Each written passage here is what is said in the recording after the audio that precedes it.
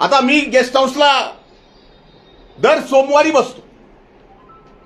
अनेक सहकारी आहेत, अनेक जण येतात, भेटतात, बोलतात, कुणाला बाजूला जाऊन बोलावं लागतं.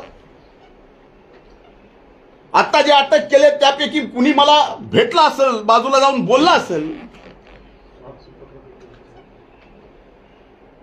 मी सामान्य सरळ माणूस आहे आणि भेटल्याने बाजूला बोलल्याने मला कळत नाही ह्याच्यात कुणी कसला कट रचला जातो का. त्यांना पाठवून ते त्यांचेच कार्यकर्ते आहेत ना. अटक झालेले कार्यकर्ते त्यांचेच,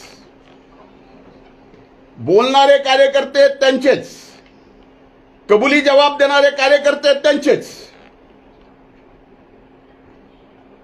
आणि आरोप मात्र पूर्ण माझ्यावर करतात. आणि अशा बाबतीत कट करण्याचं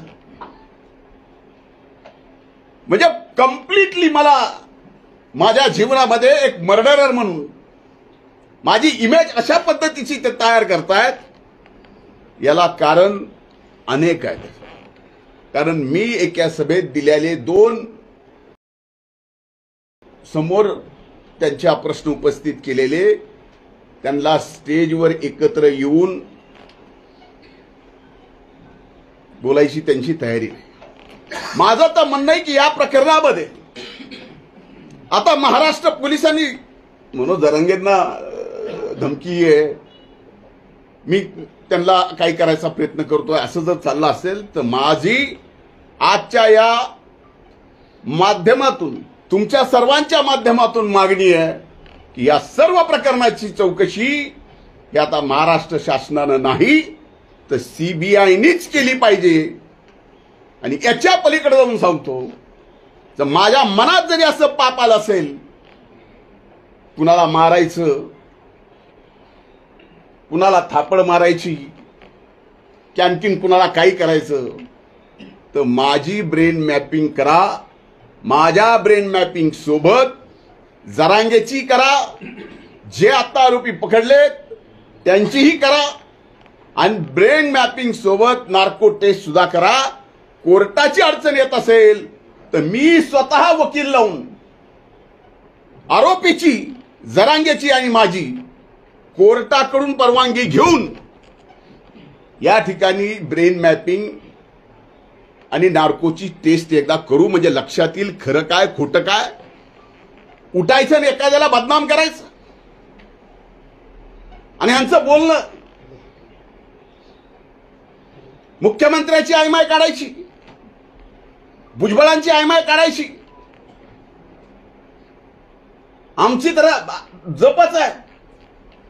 पंकजा ताईला काय नाही ते बोलायचं. घरात इंग्रज आले होते. ही बोलायची पद्धत आहे का पुरुषाची.